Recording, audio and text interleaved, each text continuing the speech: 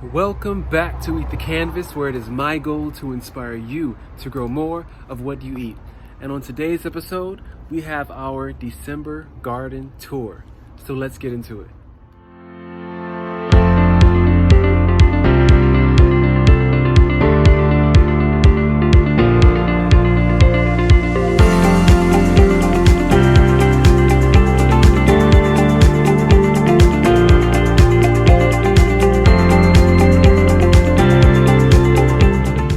Starting in the side of the yard where it seems to get shade for like 8 months out of the year, no sunlight. But this banana plant is definitely able to reach the sun with its leaves.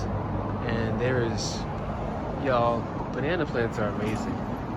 Like, look at how much bananas are on this from this one plant and all these other plants growing up around it. I've already shared this, but it's still amazing to me. This bed right here, we have our jewel yam.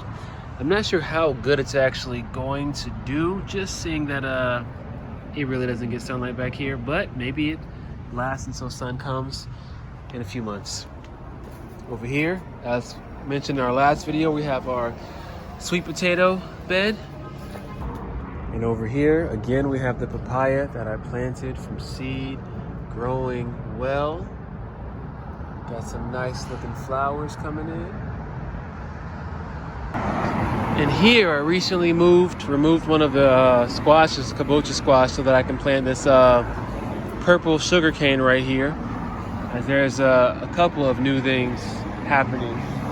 But here, the kabocha squash's leaves look a little but still growing well.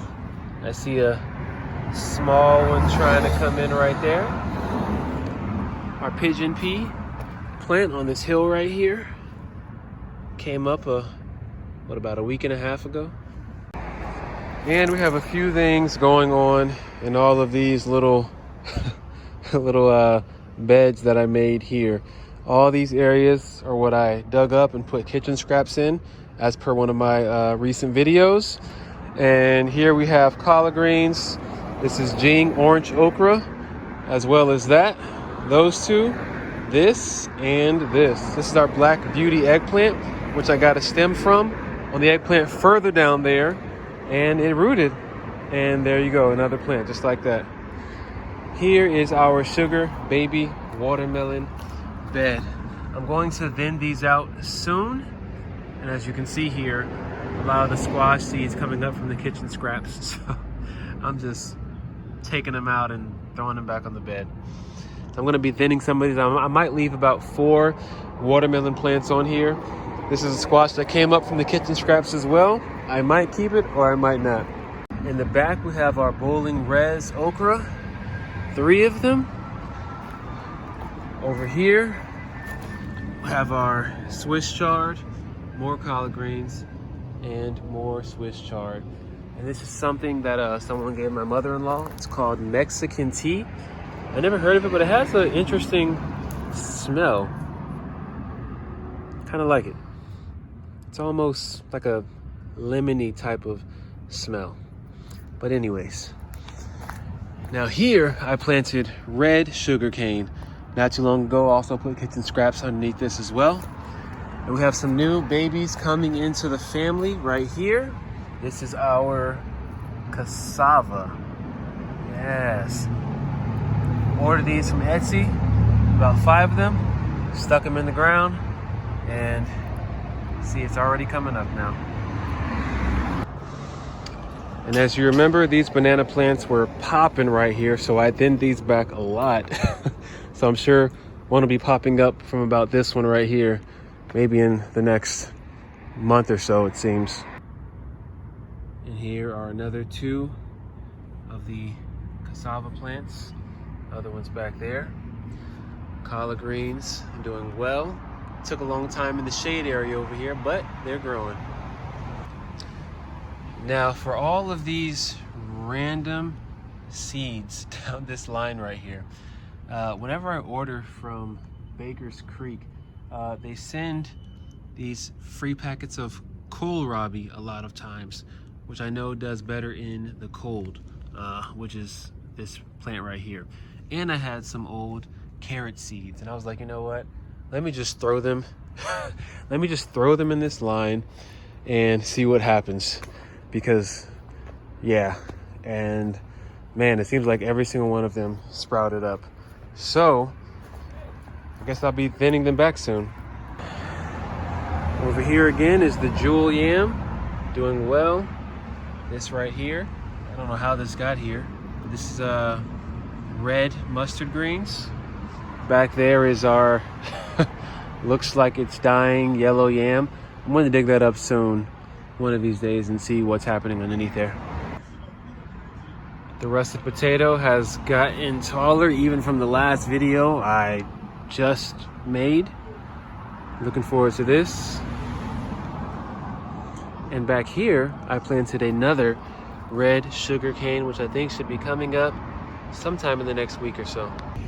The Detroit red beets seem to be growing very healthily right now, as opposed to my last set that was in some very unfertile soil, if I could even call it that. Next to those, we have our 2 more red mustard greens growing up. And then back here, aroma tomatoes also doing well. And in this part right here, I just laid banana leaves and mango leaves from right there. I just laid them down here because whenever it rains really heavy, I mentioned this before, but it just jets straight down here and it creates this ditch and splashes up all this mud on the tomato leaves, which can cause different diseases and fungal issues. So you have to do what works, look at your environment, see what you can do, see how you can be resourceful, and this is working for right now. Now here I planted, I think it was red and yellow striped sugarcane. There's one here, and there's one somewhere here, and I planted another red sugarcane back there. And also, along with the extra seeds that I had that I didn't know what to do with, I scattered leek seeds in every one of these cinder blocks, and they're all growing up. I didn't know what they'd be like, but they are coming up in every single one of these holes. Curious to see what happens with these. And bringing it to the other side of the garden, the wife and I were looking forward to trying 2 of our figs that produce here, but unfortunately they produce on this stem right here, hanging over the fence, and someone stole them when they were pretty much close to ripeness. So now we are waiting for some more figs to grow on this side of the fence. I also had some asparagus seeds, and I was like, they're not going to grow here. Let me just toss them in here and see what happens. And they're coming up. I don't know how well they'll do surviving, but they came up. 2 little ones here, some more coming up here, and so on. And back to the Black Beauty eggplant. Seems to be doing well. We have one here, one here. There's one further back. There we go. That's a bigger one. We have some more of them coming in slowly.